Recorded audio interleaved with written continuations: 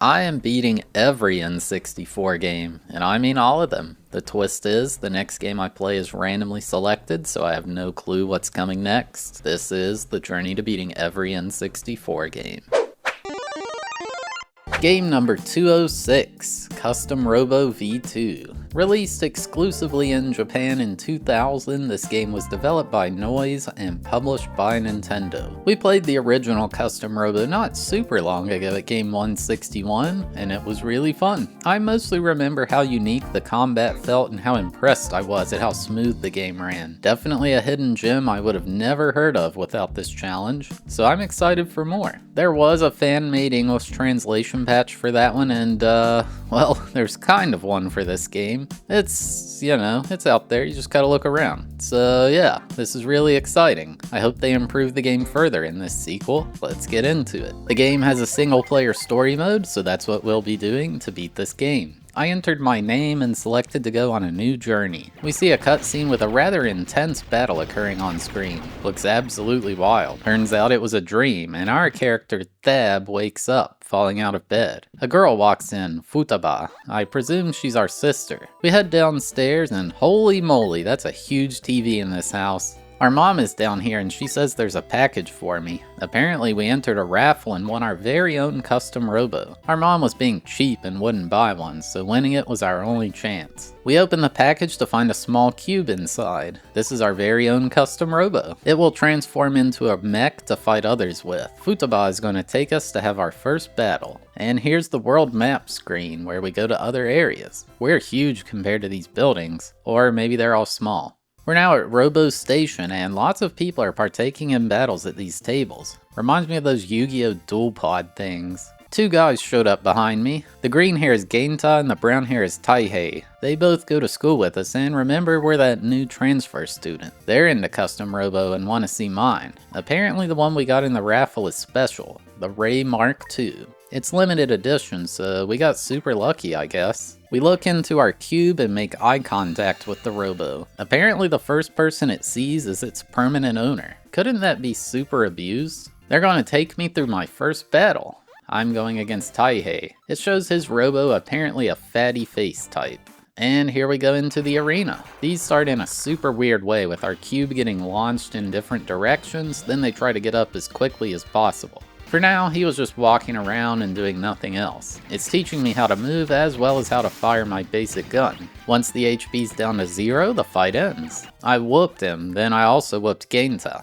He then goes and grabs 2 kids for me to practice against. There are several classes of custom Robos, so battling a variety will be good for me to learn. This guy's Robo is a metal grappler. There are a few other moves I can do other than just shoot. In the air, you can do things like dash or multiple jumps depending on your boots. There's also a dash melee attack, mines you can lay, and bombs you can launch. It gets really complex. This one was a lot closer. I think this fight is here to teach about that melee attack because he was spamming it. You go invincible during it. This other kid had a trick flyer type. They tend to hover in the air a lot. You may notice the Robo's doing this thing where it says rebirth. Basically, after you get hit so many times, you get knocked down. The game then puts you in a rebirth state so you can get up with iframes. Otherwise, you'd just get stun locked infinitely. Once I beat both of them, this old guy named Dr. Robo walked up. He says he observed my battle and definitely I have natural talent. He's going to keep a close eye on me. Wonder what that's about. Genta says we're totally friends now, and I told him, nope, actually we're not. I kinda hate you. He seems to dodge the response though. Dang. I awoke the next day to find those two in my house, and Genta saying my mom is hot. Is this gonna be a Stacy's mom situation? We plan to go out and find some more people to battle, cause that's what you do in this universe apparently. Over here is the parts generator. When you beat someone in a battle, you get to steal one of their parts. You have to come to one of these machines to make it available for your Robo though. There are so many of these, and finding them all takes a long time. In this customized screen, you can change your Robo class, your gun, the bombs, the mines, and your legs. Eventually, Genta decides we should go to Battle Square instead. Before leaving, Dr. Robo asks us to come back and stop by his research lab this evening. He wants to evaluate my skills. This dude's kinda weird. Apparently, the international symbol that you want to battle someone is to just stand next to a Holosseum and toss your cube indefinitely. The first kid had a funny old man class. He has like 6 billion dashes to stay in the air forever. When they do that, you can't really shoot them because they just move out of the way of your shots. Also, you might notice this fight is taking place in a different arena. There's quite a few in this game. You could think of it like different stages in Smash Bros. For now, the game was still quite easy. This fight shows how the start can be a bit annoying. It's essentially random which side your cube lands on.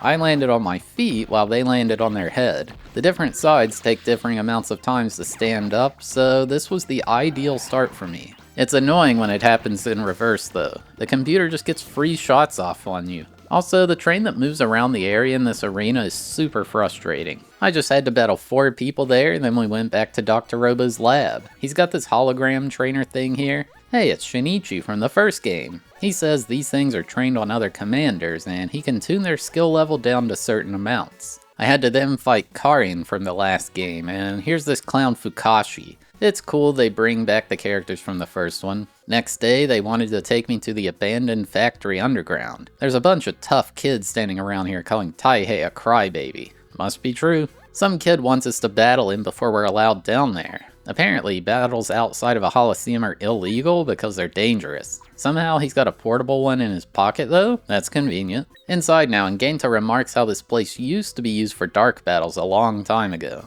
Oh yeah, I remember this place from the first game. What kind of arena is this? Are those gravestones? Or maybe really moldy bread? Oh yeah, I had a new basic gun now, the 3-way shot. It deals more damage and it can sometimes hit people if they dash as I shoot. And this arena, we're on an airship. Every now and then it tilts and the objects slide in whichever direction. I think the variety of arenas are a lot cooler in this game. They really expanded upon it. Oh god, so the leader of this club is that idiot Fukashi. This time around he's got a monkey in his pocket somehow. This guy was a cool character, glad they brought him back. The most cocky commander ever. He wants to battle, but first we gotta battle his monkey Caesar to prove it's worth his time. Okay. This arena's an annoying one. There are conveyors running toward the bottom where there's this big pile of lava that damages you. He's in a gigantic burning beast type. Haven't seen that one before. He teleports when he dashes. Fukashi was livid that Caesar lost to me. Then he tries to think of an insult and says his mom has hemorrhoids?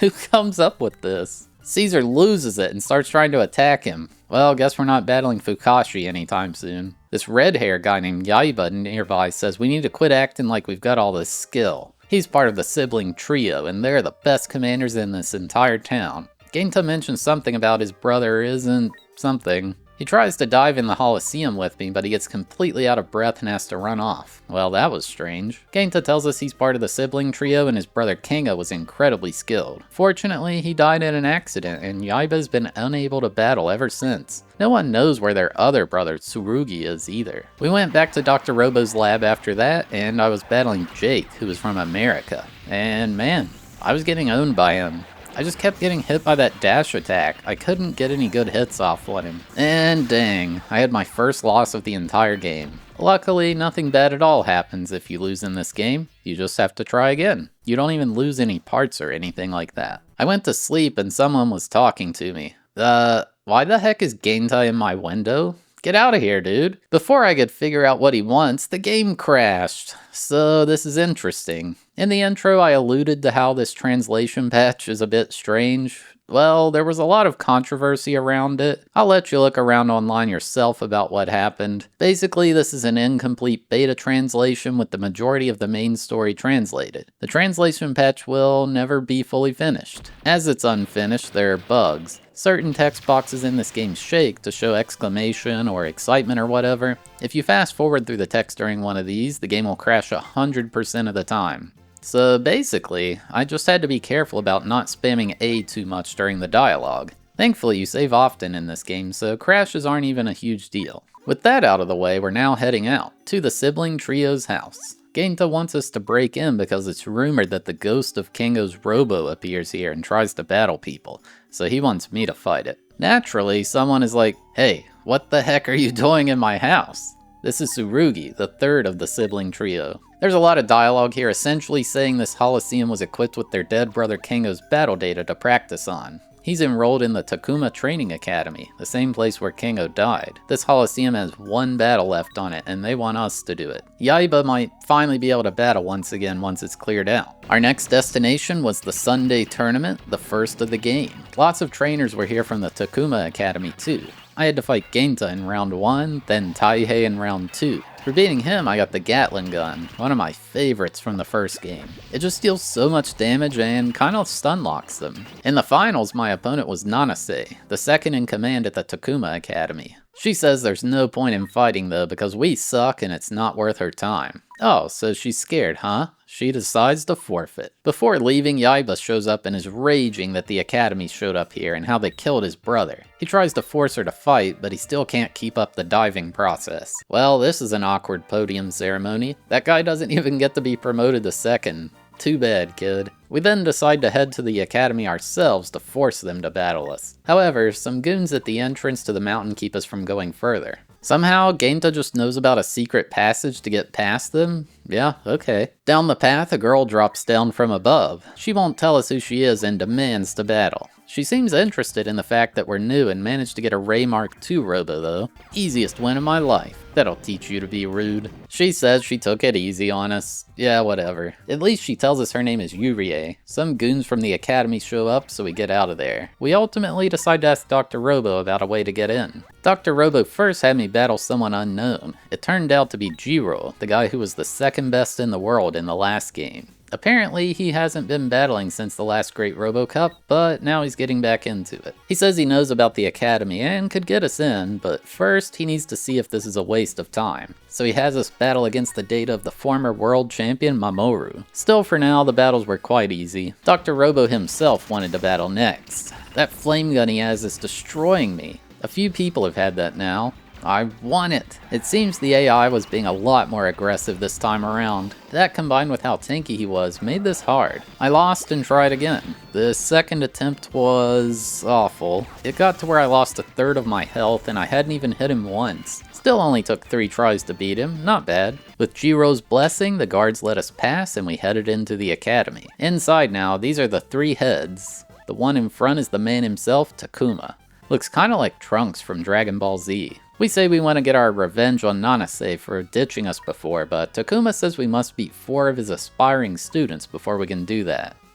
Fine. The second trainer was real rough. Every single time I shot, they were just running around the bullets. This tiny class of robos was a real pain for this Gatling gun, not gonna lie. Like I was getting straight up rinsed here. I think I'm gonna need to actually strategize slightly to win this one. I equipped the vertical gun and man, it was amazing here. The main use of it is to fire half the bullets over walls so you can hit from behind cover. But because the trajectory was different, they weren't able to run around it so easily. It was close, but I managed to squeak this one out. I hate fighting those little guys. The next guy had the Hornet gun. Oh god, not the bees. This thing deals crazy damage, but you can easily avoid it with a well-timed dash. Once I had beaten all 4 commanders, I was like, great, can we battle Nanase now? Takuma's like, how about I let you enroll in the Academy instead? He thinks I've got a long way to go before I can beat her. Like, okay, let me prove it then?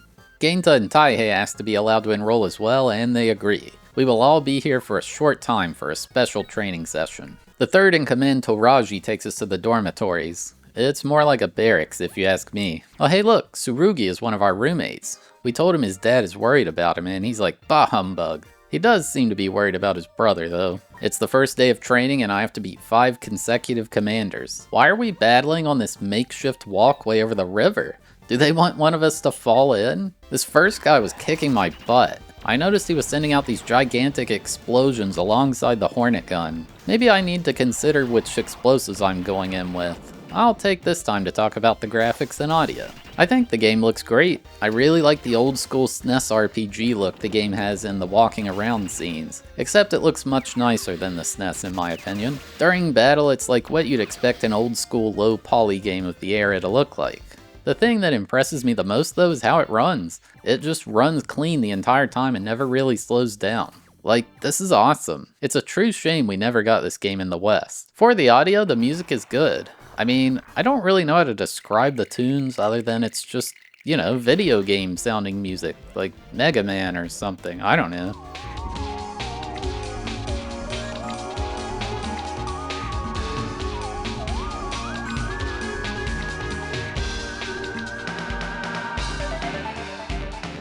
All I know is it's good stuff. The battles get quite noisy with all the explosions and dashing, but that's expected. This dude was cooking me like a frozen microwave meal. I didn't have any big explosives in my inventory, so I tried swapping Robos and using the Hornet gun myself. It was certainly going better. However, I still lost. That's 4 in a row now. If you lose a fight too many times, it prompts you to try it with the opponent starting with less health. I think this doesn't affect the game at all, it just makes it easier. I never did that though, always from full health. It took close to 10 tries, but I finally won. Just had to go back to my normal old Ray Mark II with the Hornet gun. Jeez, it's already this hard, huh? I like it though. I wasn't challenged too much in the first game from what I remember. The rest of the battles were pretty chill. Didn't lose a single one. Hornet gun OP. I got the flame gun finally from that last guy. Nice. Toraji says at the academy we have a daily quota of 100 battles. My god, imagine if they actually made you fight that many. At night, we sneak out to grab some food. We run into that girl Yurie along with Jiro. There's a gigantic story dump here. Essentially, she's investigating the Takuma Academy. There's that stuff with Kengo's death, but no one ever found his body. She heard another rumor that the people being trained here are being sent off to some kind of evil organization, and then she leaves. Jiro informs us she is the former world champion Mamoru's younger sister. She used to be very sick and fragile, but she got over it and became a commander. Oh yeah, I remember her from the first game. He thinks that stuff about the evil organization is a bunch of hogwash. Getting spicy here. Another training day at the academy. Why are we over a bottomless pit now? And how did that guy get over to that tiny platform? No wonder someone died here. Oh yeah, one thing I forgot to mention about the audio is when the cubes are shaking around before a battle, it sounds like some old-timey cartoon where a skeleton's chattering its teeth.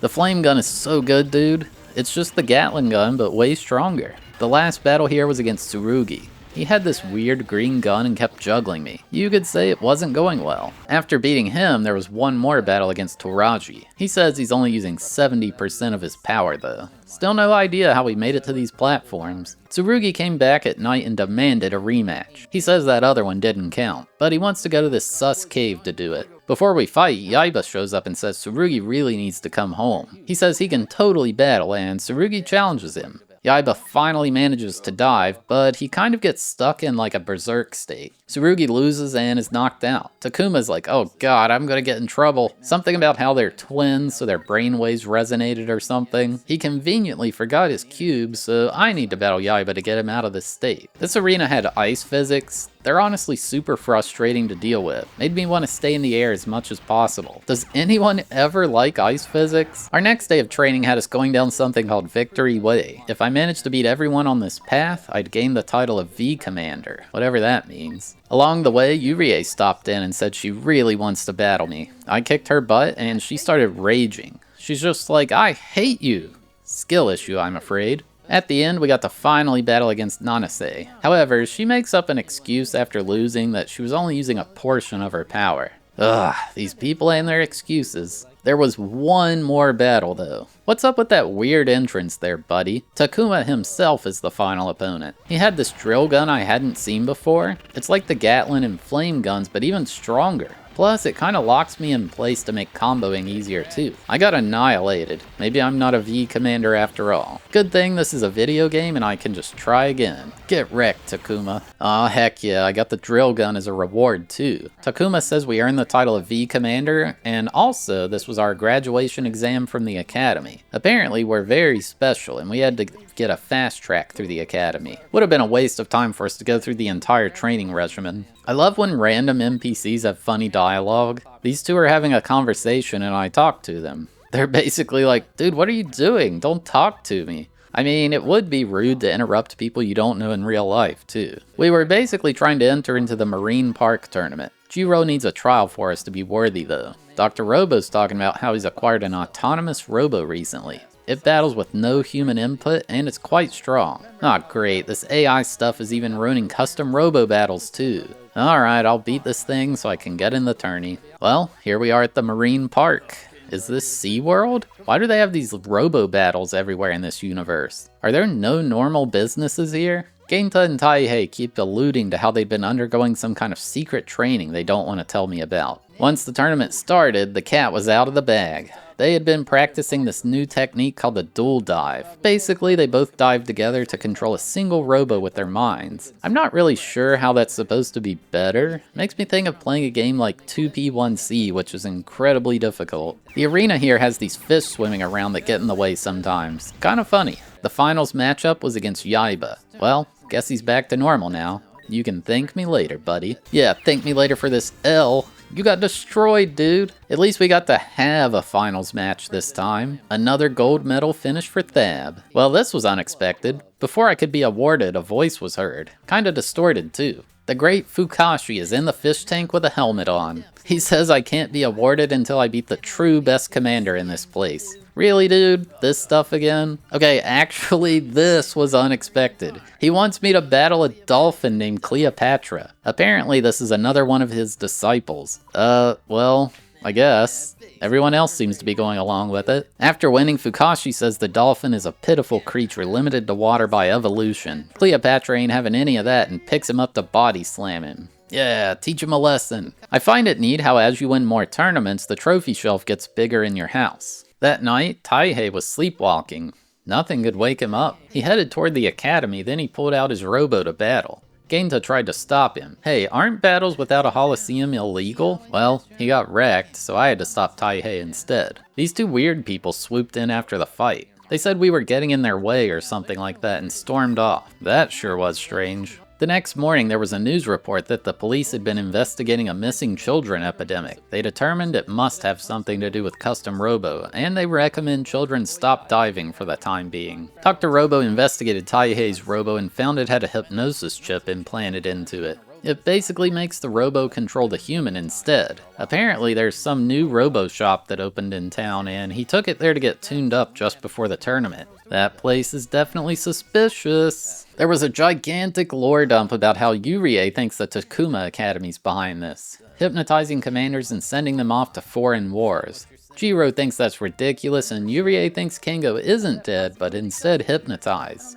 Yaiba says he's going to come with us to ask the Academy directly what the heck's going on. We head over to confront Takuma about this and accuse him of sending people off to foreign wars. He's like, that's ridiculous. But Jiro seems to think there is something they're not telling everyone. We decided to stay there for the night and talk more in the morning. In the middle of the night, though, most of the students from the Academy disappeared. Nanase and Toraji were even missing too. We head with Takuma down the path, and those two weird people were there along with someone else. The new guy says they are the secret Goliath organization. His name's Roga, and he's one of the Goliath's elite trio. The old man is Boronji, and the red-haired boy is Kotengu. Turns out, one of the new students at the academy was secretly a Goliath member, and he'd been implanting hypnosis chips into everyone's robos over the last few days. The goal is to turn them all into dark commanders, to do evil stuff, like crime. When they go to leave, Tsurugi says he wants to join them.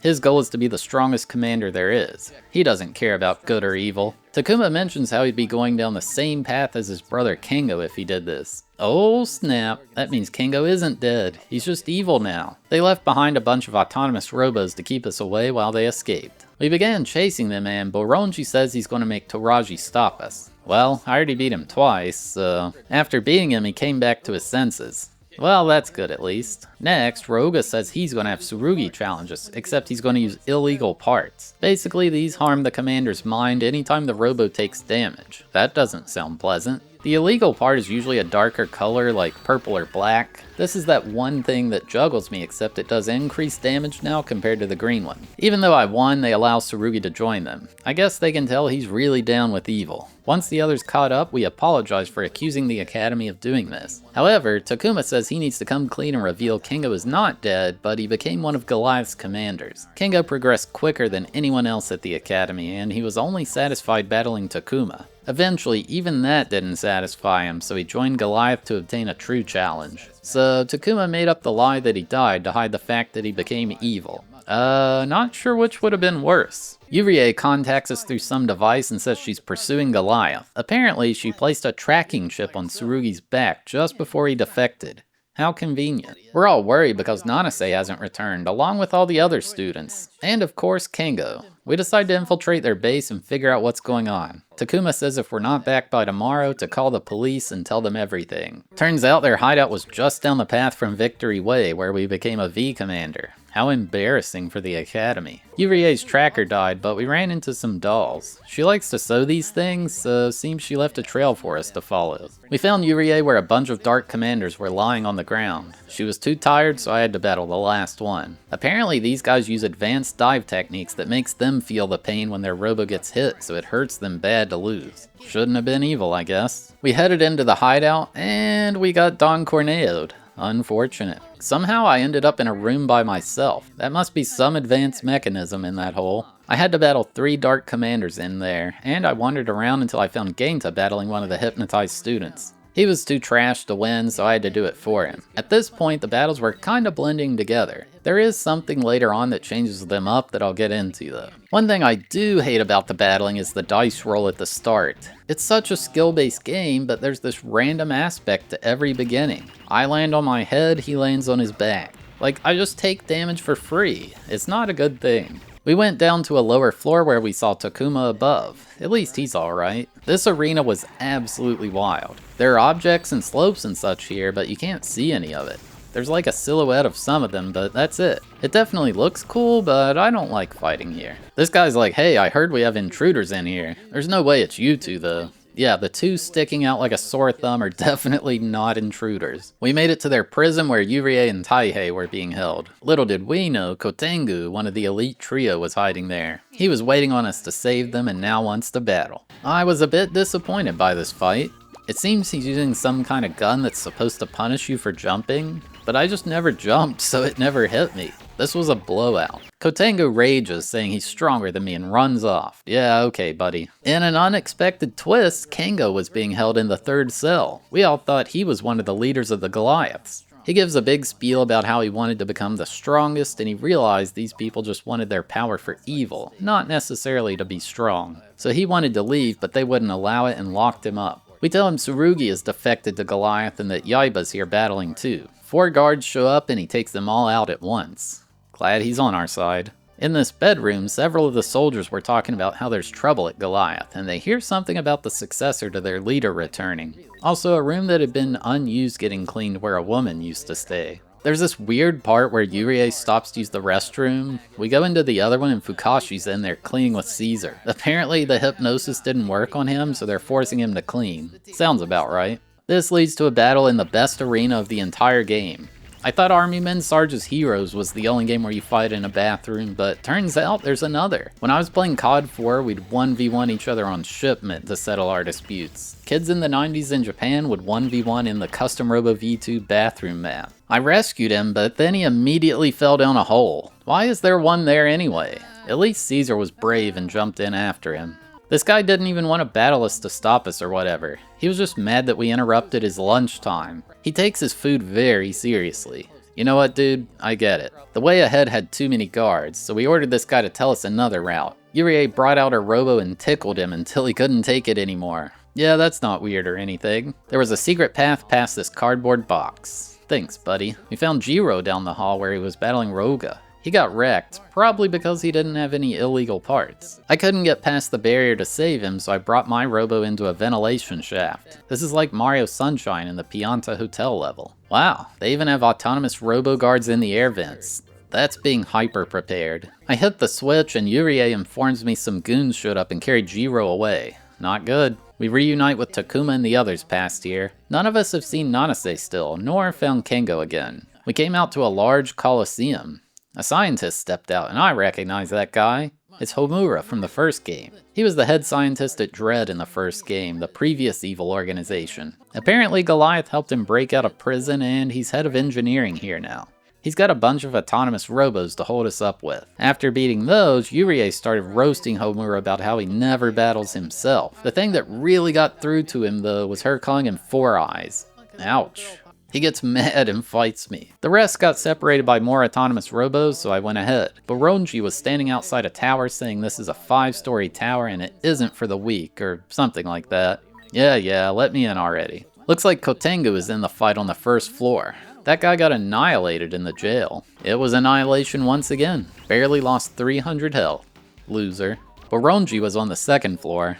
This is reminding me of that tower in Wutai in FF7. He says something about their leader Rokudo not having any time left. He had one of those annoying robos where it's tiny and just stays in the air forever. I hate these things because you have to wait for them to come down. Barely scraped by in that one. A worthy opponent. The third floor had Jiro. He was being hypnotized and forced to fight, presumably. This is probably my least favorite arena in the game. It's all downhill and the camera handles it a bit strangely. I was getting sent straight to the cleaners. Not looking good. Beat him second try though. Yurie is saying how she'll miss him so much. The eternal runner-up never could win a tournament. But then he gets up. Yeah, he's not dead, idiot. Just got knocked around a bit. Roga was on the fourth floor along with Tsurugi. There was a machine here called the Robo Regenerator. Yaiba shows up and gets convinced to join Goliath to fuse Robos with Tsurugi. Because they're twins, it will be a perfect fusion or something like that. Well, guess I'll have to take both down at once. Seems like this is really dangerous for them though. It wasn't anything special other than it could teleport a bunch of times. The AI was getting much more complex, but I had it all figured out by now. Roga apparently had mind control chips placed into that machine, so now they're under his control. He's gonna force them to battle again. Yeah, okay, I'll do it a second time. This time around they had this weird needle gun that would make one float in the air then split off into 5 pieces. The worst part about it though was the noise it made. Just high-pitched shrieking the entire fight. Took me a few tries, but I won after swapping to the Hornet gun. Kengo shows up and isn't sure if these two will be okay. Roga ran ahead to the 5th floor. Well, hopefully they didn't die. We arrive at the top floor where we see Roga standing next to Nanase, who's chained up. She's apparently knocked out from some kind of mind control. The old man up there is the leader of Goliath Rokudo. He says he used to be a great commander, but he was recently diagnosed with a chronic illness, so he can't battle anymore. He wants Thab and Takuma to fight on this special Holosseum that causes the commander to take the damage the Robo takes in real life. Well, that just sounds great. They say they'll kill Nanase if we don't comply. Took 2 tries and I beat him with the Hornet gun. Takuma walks away after the battle and passes out. I'm sure he's fine. Well, now Roga wants to fight me since I'm weakened. Great stuff. It was close, but I won first try. He was just spamming explosives. Well, that's everyone, and Rokudo is ill, so we're done, right? Nah, they've got their strongest autonomous robo yet, Jameson. Yeah, okay, one more fight. This thing is actually way different. It doesn't flinch when you shoot it at all, so you can't really knock it down. Also, it's super tanky compared to any of the other ones. Felt like I was shooting a tank with a machine gun. This was so weird. Everything I learned along the way didn't work here anymore. Now here's the tech. Since there's no flinching, you can just spam the Hornet gun. This is incredible DPS, even against this thing. Jameson didn't have a chance. Game over now, right? Well, one more twist. Nanase was never being held captive. She was faking it. In fact, it turns out she's Lord Rokudo's daughter and the heir to the Goliath Empire. He sent her to train at the Takuma Academy to learn about commanders in the outside world. The plan was for her to become the strongest, then return to take over Goliath. However, with the illness that came on, things had to be sped up. She's having her doubts about if she wants to go through with it though. Rokudo gets super mad and says he's gonna fight me then. His body can't handle it though, and he nearly passes out. Nanase feels bad for her dad and is like, well, now I gotta fight you. Apparently the police are on their way here anyway. She says she can't beat me normally, so she's going to use some experimental robo named Majel, which was supposed to be what she is given when she takes over Goliath. Too bad, Majel, or whatever. You can't handle the bees. No one can. There's an epilogue about how Goliath was arrested, all the people injured had to go to the hospital, then we're all going to go party at Thab's house. And then the credits roll. Nice. Now, we've beaten the main game in about 8 hours, but oh man, there's a lot more here. When you go to select the story mode, there are 2 options, a new journey, which is what we just did, and the grand battle, which is unlocked after beating the story. This opens with us standing on the overworld next to Jiro. He says we've been doing really well lately, and our next goal should be to win the Great Robo Cup, the thing you do at the end of the first custom robo. I need to go in all these buildings and battle each of the commanders within. And here's the neat part about this mode. Some of these battles will have special rules that were never present in the story mode. Ooh, what's that about? The first building was Genta's battle fort. There were 6 people to battle in here. Futaba, our sister, is the first. Guess she learned how to be a commander now. The fights in this building are just normal old battles. The only difference is fights in this mode have a time limit, which you can see in the top left. Once I beat them, I went to Shinichi's cottage. here's where things get spicy. The rule here is the limited parts battle. Basically, whatever parts I use for a fight are then banned in the next one until I finish this whole building. If you recall, I had been spamming the flame gun and sometimes the hornet gun while always using the Ray Mark II. Now, not gonna happen. The second opponent is Fukashi, and going to the customize menu, it defaulted to the first choice remaining for each part. I didn't really know anything about the other Robos, let alone all the different bombs and pods. The hornet gun was banned now, so I tried the three-way gun. It's not too bad early on like this, but it gets wild later. I actually love this feature. In the first game, I never changed my layout once I obtained the Gatling gun. This forced me to play around and experiment with new builds whether I want to or not. In the third battle, I tried the dragon gun. This just sends out a single attack, literally a long dragon, and it can deal huge damage. Problem is, it's all or nothing. Really sucks to miss with it. Once I beat all them, it was given an overall grade. You get points on each battle depending on things like how many resets you had to do, how much time was left, how much health you had left, whether or not you used illegal parts, stuff like that. You can get a bronze, silver, or gold trophy for each location too. Apparently I didn't do well enough here to get gold. I'm speeding through the text here, but Taihei in the next building says something good will happen if I get all gold trophies in this mode. Well, shoot. If I want to do that, I better get real comfortable with lots of different builds. This place is a limited parts rule set too. Is this map supposed to be the tanker from Metal Gear Solid 2? Wait, that game's too new. Is this map supposed to be the frigate from GoldenEye? There we go. Here, I barely scraped by with 18 health left. In story mode, that'd be fine and dandy. Here though, I barely get any points, and I missed the 100,000 point goal for the gold trophy. I was pretty committed to getting them all at this point because I was having fun with the game, so this might take a bit. Going back to the second building, you can see that my health remaining is a lot more important than time remaining, so it makes sense to play safe to avoid damage over speedrunning the kill. Alright, here's the gold trophy on the second building, and there's the gold trophy on the third building. From now on, I won't be advancing to the next until I get gold. Next, I went to the battle square where there's a challenge going on to win a date with Yurie. In a huge twist, there's someone pretending to be me here. They don't try to hide it though and admit they're not me. Instead, their name is Bot. Okay. He says he's tired of me getting all the attention around these parts and wants to take some of the glory for himself. Faker? I think you're the fake Thab around here. He says if he beats me in this battle, then he gets the name Thab instead of me. It's a bit strange seeing him just use a dark mode version of Ray Mark II. I'll win all the same. This one's a no limit battle, by the way. I beat him and he just ran off. That was weird. Well, I guess I gotta beat all these other people too. Once I beat them, her brother, Mamoru, showed up. He was raging that she was holding this contest to go on a date with some rando. He wanted to battle me to see if I'm truly worthy. Yeah, okay. I beat him bad and that was the end of this area. I got the gold trophy first try. Heck yes. Thab goes with her to the aquarium and she just complains the entire time. But at the end, she says there's some more battles happening at Karin's cottage, so I head there next. Her place has the usual limited parts rule, but everyone will also be exclusively using close range weapons. The first fight was such a blowout that I got a perfect. Didn't get hit a single time. You get 30,000 points for your health remaining, plus an additional 5,000 as a bonus. That is huge for the trophies. I tried out the shotgun in one of these fights. It does nearly a quarter of his health in one combo. That's absurd. I guess you have to be right next to them though, so there's a risk. 5th gold trophy.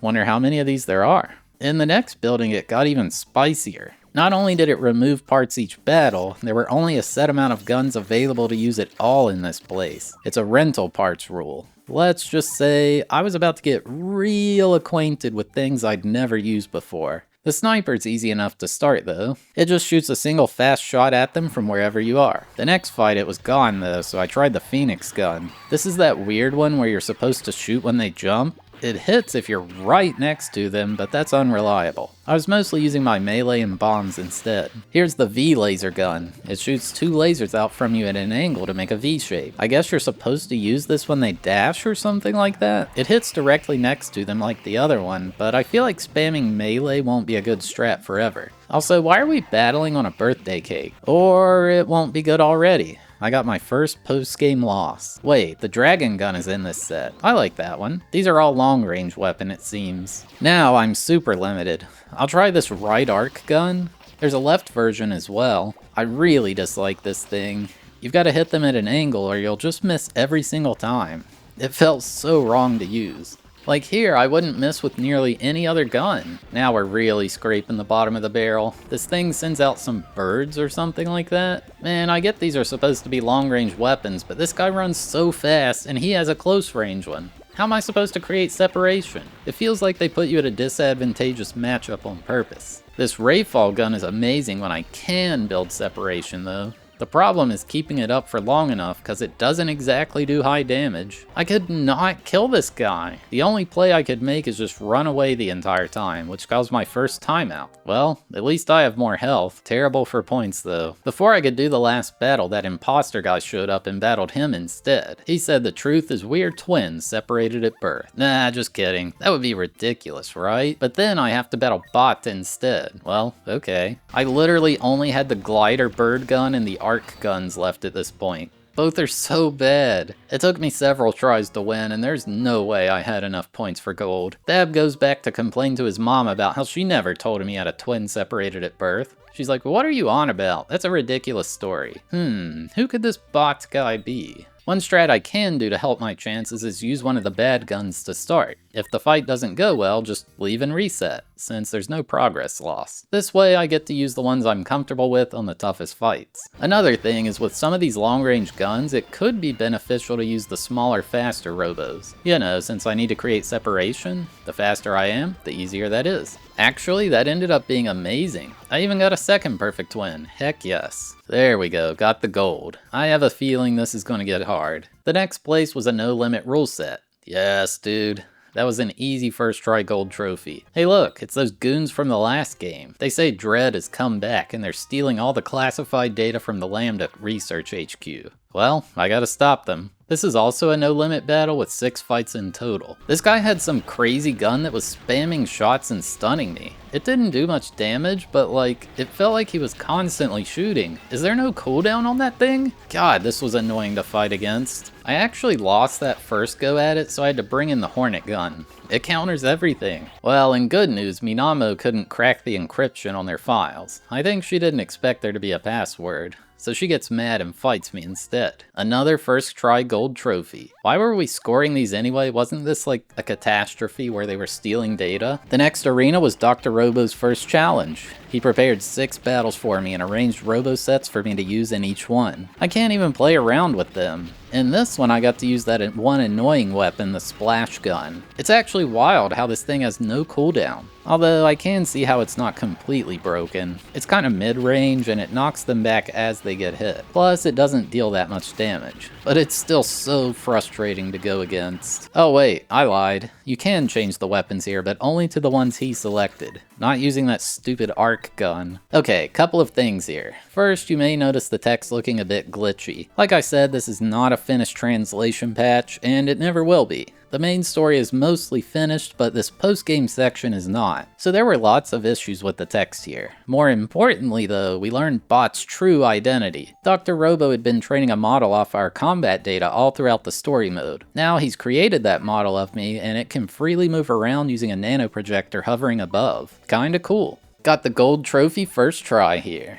After winning, Dr. Robo says Bot has now served its purpose, helping me train for the Great Robo Cup. But Bot says he's developed a thing he calls ego, and he doesn't want to be turned off. He likes having free will, and instead, he's managed to disconnect himself from the network and now will do whatever he pleases. We've got our very own Terminator here. Even worse with this patch though, is it completely locked up after this challenge. Nothing would make it progress. I tried restarting the N64 and loading my save, and still, just a black screen. Not good. Thankfully, there was a solution. I play these games on a device called EverDrive, and some smart people figured out a sneaky way to transfer my save to the original Japanese game. There's a folder where all your saves are stored, and the EverDrive has the ability to insert any save file into RAM you want. This way, you can keep your saves without buying like 300 memory cards. I put the save into RAM, booted up the Japanese game, and it loaded. Heck yes. The problem is, I really like being able to play in English. Not to mention, the weapon names are in Japanese now, which makes choosing my layout a bit annoying. The next building was owned by Tsurugi and Yaiba, the twin brothers. I don't know what they're waffling about, but I got a gold trophy here. The great thing about the EverDrive save trick is it works in reverse too. So once I get past a problematic part, I could continue on the English patch. It was mildly annoying to do, but it worked out. It's kind of wild to me that the save file data for both games works all the same. Fukashi's house was next. He had a rental parts battle. I could use any part I want except for the Robo itself. I had to only use fat device types. God, I hate these things. They're so dang slow. They do move fast in the air though. It's just not a playstyle I'm used to, you know? This restriction wasn't bad. Got the gold trophy first try. Heck yeah. Oh look, Nanase has a training facility. She says she's been traveling the world, kind of like Jiro. Guess she didn't get in trouble for the whole Goliath thing. This is a limited parts battle, but I can use anything, just not more than once. Thank goodness. Got my third perfect of the game against Nanase. Not sure what she was doing. Never even fired the gun. Another gold. Easy game. This guy in Toraji's camp was weird. He says he heard about this place and came here to smash. Smash in some battles, that is. Then he tells me not to worry about this weird thing he has. Don't worry about it. This guy is very sus. Oh, and this was a limited parts battle where everyone would use fatty vice type robos. I could use anything I want, just not more than once. I got the gold trophy here first try, no problem. Toraji mentioned now he's seen some weird people around the academy lately. This next place was unexpected. It's called Monkey Mansion. Inside, we see Fukashi being surrounded by 11 monkeys. They say they're tired of Fukashi's tyrannical rule and they will be oppressed no longer. It's time for them to form their own monkey commander army and imprison him. He's like, Caesar, wait, you've got my back, right? But nope, he betrays him too. It's like the opposite of Brutus, I guess. Well, guess I'm fighting a bunch of monkeys. It's a limited parts battle, and they're all using the giant Robo models. Oh wait, I either misunderstood or it's a translation error. They're all using giant bombs. They move incredibly slow, but the explosion radius is huge, along with the damage dealt. This third opponent here was giving me a lot of issues. This was on my third attempt already, and I was getting wrecked. He was just teleporting all over the place and spamming those giant missiles. I never even thought the Hornet gun would fail me, but I guess here we are. Holy crap, what kind of gun is this guy using? It's just a gigantic red wave. I really don't think I'm getting gold here. The monkeys are too good. This is bad. I didn't even get silver, only bronze. After the battle, Caesar seems to be in trouble. That battle took a lot out of him. The other monkeys are all freaking out and Fukashi's like, hey, he needs his medicine. Get out of the way. Caesar thanks him and is like, I thought you were being mean, but you really do support us monkeys. They really just wanted to earn more respect, but they went about it in the wrong way. Will Fukashi ever forgive him? Lucky for them, Fukashi is a very forgiving man, and they all go off together as friends again. I couldn't even do decent against this third guy, man. Not even the sniper would make him flinch until he fell down. This was by far where I was losing the most points. Well, I got silver on my second try. I think I need 100,000 points for gold. Alright, third time's the charm. Barely made it, but I got it. Screw that third guy, man. Time for the Takuma Academy trial. There are 6 fights and I can only use slow shooting guns. Luckily, I can use each of them twice. Dragon gun and hornet gun are good for me. The rest, well, I hope I can pull it off. Okay, I can actually kind of get behind this bubble gun. It doesn't even shoot that slowly. Plus, it kind of goes through walls, which is awesome. Yeah, it wasn't going so hot. I tried out this catch gun after the bubble gun failed me, and it was going bad. This was a travesty. Man, they really make you figure out weird weapons to get gold in this mode. I mean, I did get enough for silver. I had to use the health penalties for lowering their starting health on this last fight, and it honestly wasn't horrible. I got 8,000 points, even with them. The best part of it all? It crashed again after this. No problem, I'll just do the old save swap again. Oh my god, I did it backwards. I copied the file from the last time it crashed. And I'm way back now. Great. I'd love to do all that stuff again, especially the monkey house. That's about 2 hours of progress down the drain. It's fine. Okay, only took an hour to get back to where I was. Man, Dr. Robo in this area is so annoying. Within the first like 6 seconds, I already lost a third of my health. You've got to be kidding me. This limiting gun thing is really screwing me over. Thankfully, I did so well on all the other fights that the horrific score I got on that one didn't matter. Gold trophy, heck yes. And this time I didn't screw up transferring the save. I figured out all I need to do is go back to the first area and win 2 fights to be able to save again, and then I could go back to the English patch. It added some additional time to the playthrough, but it was worth doing, I think. Next was Jiro's challenge, the best text I've ever seen, no limit battle. Oh man, I needed this so bad. When I can pick whatever I want, I like using these little guys with the shotgun equipped. A full combo from it does nearly 250 damage, and I was kinda dominating. This guy's gun was super annoying though. Just shoot a barrage of bullets into the air and it made it so easy for me to get juggled. With the ice physics, I was wanting to jump. Bad idea against that. I was so scared I needed 125,000 for gold, but nope. That was enough. Easy win. Robo Kichi's cottage next. Standard limited parts battle, but every Coliseum we use would have moving parts. Doesn't bother me at all. As long as you let me pick what weapon I want, I'm good. Easiest gold trophy of my life. Seriously, that wasn't hard at all. The game was crashing pretty often when I finished a building due to the patch at this point. Reminder, the original Japanese game would not crash here, it's just from this unfinished patch. Here's the Marine Park Festival. Why is Roga here? Didn't he get arrested? He claims he's made a new life for himself, so whatever. This place was a no-limit battle, easy game. Hey, we even get to fight against Cleopatra again. I missed that guy. Yet another gold trophy. We've got to be getting closer now, right? Next is Urie's challenge. Bots was here causing more mischief. He's like, do you know what a doppelganger is? Yeah, whatever. Let's just fight already. This place is another no-limit battle. Nice. Super free gold trophy here as well. Katlea's garden was next. It just straight up wasn't working on the patch, so Japanese it is. She was saying only female commanders are allowed to battle here and it kicked me out. What the heck? I like tea parties too. Yurie had a plan though. She'd dress me up like a girl and then I could go in. It's just like Wall Market in FF7. Dang, how many references to that game am I gonna make? Well, it is my favorite game of all time after all. With that problem solved, we're in. I can only use female Robo models and it's a limited parts battle. Problem is, I can't read the weapon names. Hopefully I can tell based off the pictures. Yep, the pictures worked well enough, got the gold medal. Hopefully it doesn't break this hard anymore. After the fight, Tsurugi sees us going to our house to change clothes. He thinks we're cheating on Yurie and gets mad, but then his brothers show up and drag him off. Now for some actual progress. We're doing the Great Robo Cup qualifiers.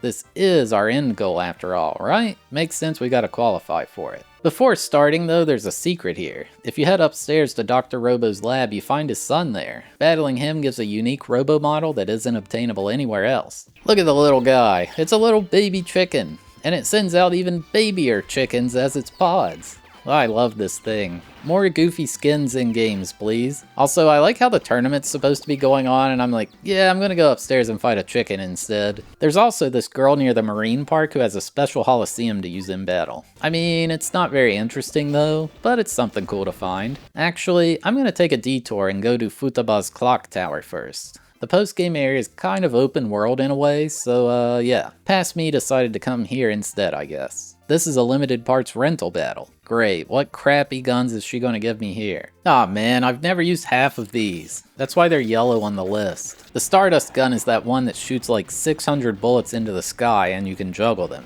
This guy was using a sniper though, so he wanted to be as far away from me as possible. Hard to juggle when they're nowhere near you. Okay, how about we try the needle gun? This one sends out 3 beams, also a gun meant to just juggle the opponent. Seems there's a theme here. I was getting annihilated by this kid. I lost 3 in a row and none of them were close. I was doing decent by kiting back with the Stardust gun while spamming bombs as much as possible. The problem is the DPS is low and one mistake means he gets close to me and there goes all my health. Okay, this third fight went really well with the needle gun. My points from the first 2 were trash. Hopefully I can squeeze out gold. I tried using the drill gun, which I was very comfortable with in the 4th fight. I was still getting destroyed. I guess the game's just getting harder overall at this point. My only answer here was using the V-laser and trying my best to keep my distance. The arena's not that big though, so it was hard to maintain separation. I did manage to get a pretty solid win though.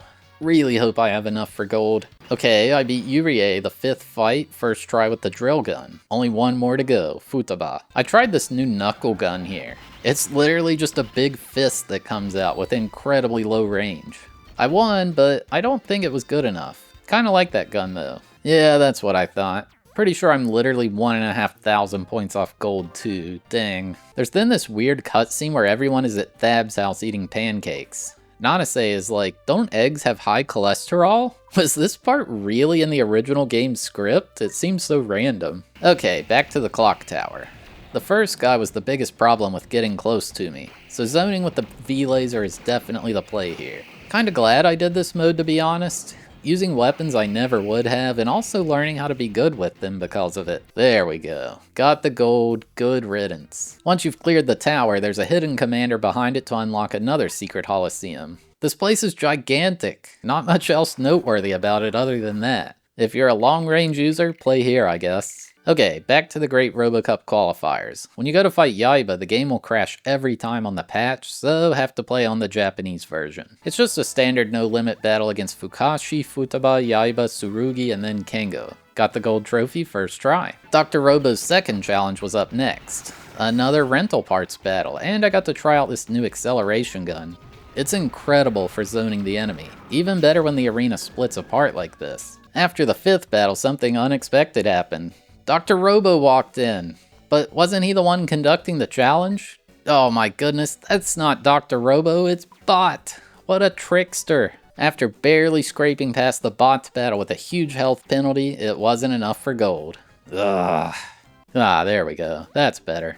Kengo's Battle Fort is the next destination. Another no limit battle, heck yeah. Freest gold trophy in the entire game. Now it was Bot's challenge. Everyone here is using illegal parts. Am I being hit with a stun gun? What the heck? Got the gold trophy first try though. Bot says he's bored of all this battling and decides to turn himself off for a while. Alright, see ya, I guess. The end game? I'm here at the Great Robo Cup Finals. Well, there are 7 battles here, and it's a no-limit rule set, so... Oh hey, look, the champion is me, but from the first custom Robo game. This is a weird feeling. No one could stop me. Even got the gold trophy here. I unlocked the original Ray Robo model for winning. Still, we're not done. It appears Goliath has made a comeback and hypnotized a bunch of commanders again. Ugh, I thought y'all were supposed to be in jail. What gives? It's a no-limit battle, so free gold trophy. I met with Genta along with Shinichi and Leaked from the first game in the lobby afterwards. Apparently it's not just Goliath that's back, but also Dread from the first game is teaming up with them too. Man, they really crammed a lot into this post-game mode, huh?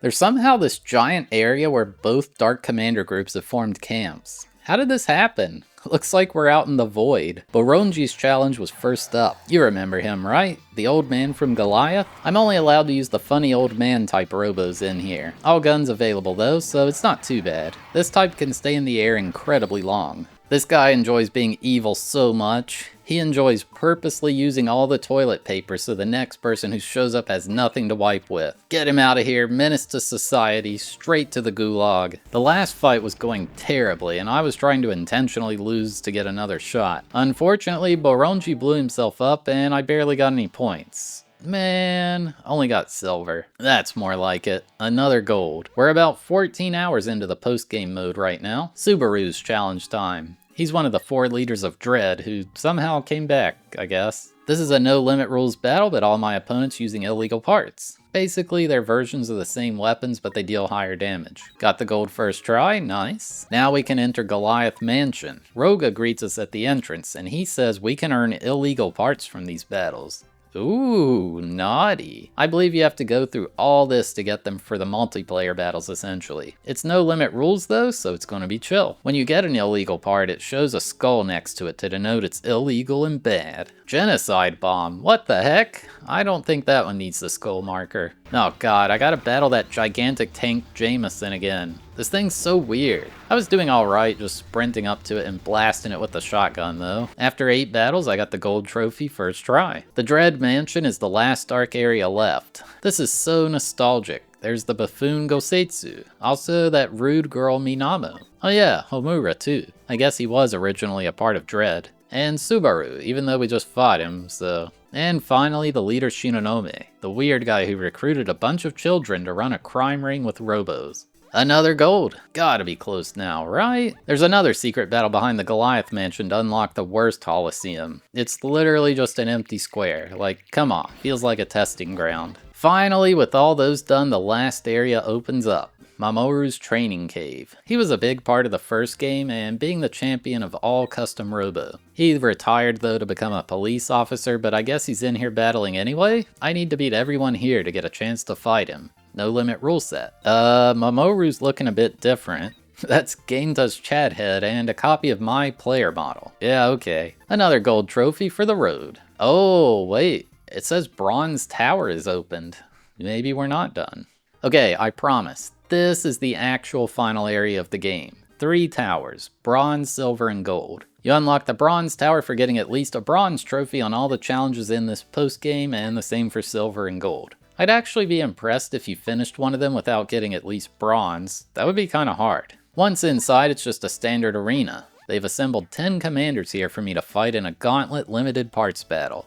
At least I get to start with all the guns though. You don't actually have any points target here, so you get gold no matter what. This means it's safe to use as many illegal parts as you want. The silver tower's the same deal. 10 battles, limited parts, except now everyone is also using illegal parts. These fights are actually harder than the ones in the gold tower in my opinion. The Gosetsu gun is like the 3-way shot, except the bullets are much wider and deal higher damage. All the illegal bombs basically just make bigger explosions than the regular ones. The Subaru gun is just the Hornet gun, but it makes an additional one and moves a bit faster. They do move in a slightly different pattern though, so it takes a bit of getting used to. I figured I'd show you a full match at this late game stage to give you an idea of how wild this game gets.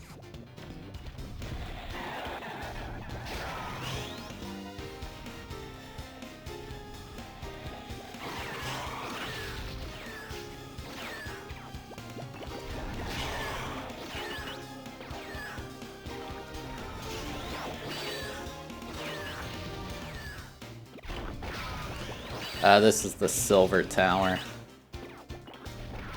Yeah, how you like that, Mr. Jump in the air guy?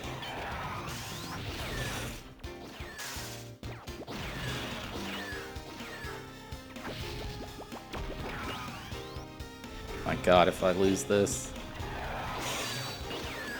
Okay.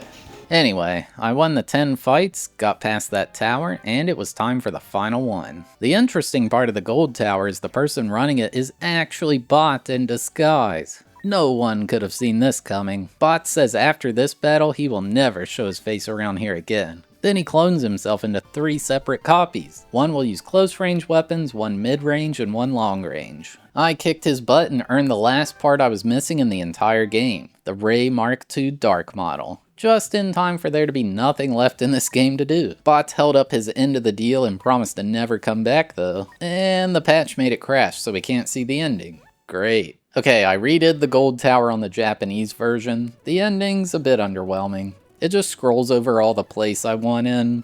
There really were a lot of them, wow. And finally we just get a screenshot with the Ray 2 Dark model saying the end. Totally worth it. But yeah. That's about all there is for this one. Game complete. So yeah, there you have it. My journey to beating Custom Robo V2. This game is awesome in my opinion. It took about 8 hours to finish the story mode and about 18 hours to finish the post game. One thing I thought the first game was lacking on a bit was a storyline. It was mostly just, hey, let's go do some battles. I did like the story and characters in this game. It was an improvement for sure. The battling's still just as good, and with all the new equipment added, it's even better. It's got great music, it runs great. I definitely recommend trying one of these out. It's a real shame we didn't get them in the West though. For a full English release, you can play Custom Robo on the GameCube, and I hear that's the best one. I feel like that game didn't get too much attention here though, because I certainly hadn't heard of it. But yeah, big recommend here. It's just a straight upgrade over the first game to me. I gave Custom Robo V2 a 10 out of 10 for enjoyability and a 6 out of 10 for difficulty. Alright, thanks for watching. I hope you enjoyed. We had a randomized marble race to determine which game was next, so here's how that played out. Or skip to the timestamp on screen to skip straight to the game selection. We will pick a random track. Enemy at the gates, 185, simulation. It's gonna be perfect dark. Alrighty chat, we have a lot of marbles like Clay Fighter, Hot Wheels Turbo Racing, or even Ken Griffey Jr. Slugfest. Let's see what it's going to be. 3, 2, 1, go. Alright, they are off. coming through the gate where the enemy is, and Robot Ponkotsu 64 is in the lead. That would certainly be a good follow-up game. And let's see, Nushitsuri, Super Beat Daman, Battle Phoenix, so many Japanese games. It is the Nushitsuri sequel, along with Pilot Wings. So many games getting launched off the cliff as well. There goes Cruisin' USA. And I do see Ocarina of Time, a tale as old as time. Ocarina in the lead, Road Rash 64 right behind. And it is Road Rash in the lead, Ocarina of Time. We got a lot of marbles getting launched. There goes the other Zelda marble, so only one more chance for Zelda to be picked. Will anybody take the shortcut? Just so many falling, nobody's succeeding in it. Going down now, and Wayne Gretzky's 3D Hockey did land the shortcut. Wayne Gretzky's 3D Hockey 98 is in the lead currently, but goes too early, does not wait for the bridge to fall down, and it's Road Rash 64 in the lead, and there's not much left to stop this from happening. Road Rash 64, one final obstacle, and it is Road Rash 64 with Ocarina of Time in second place. It can't keep getting away with this. Alrighty. Alrighty. Road Rash 64. It has been decided. But yeah, if you're still here watching, you're awesome. Thank you so much. If you had a good time, consider hitting that like button, or maybe even dropping a subscription. Or hey, maybe even watch another one of these videos that's on screen now. And yeah, see you next time.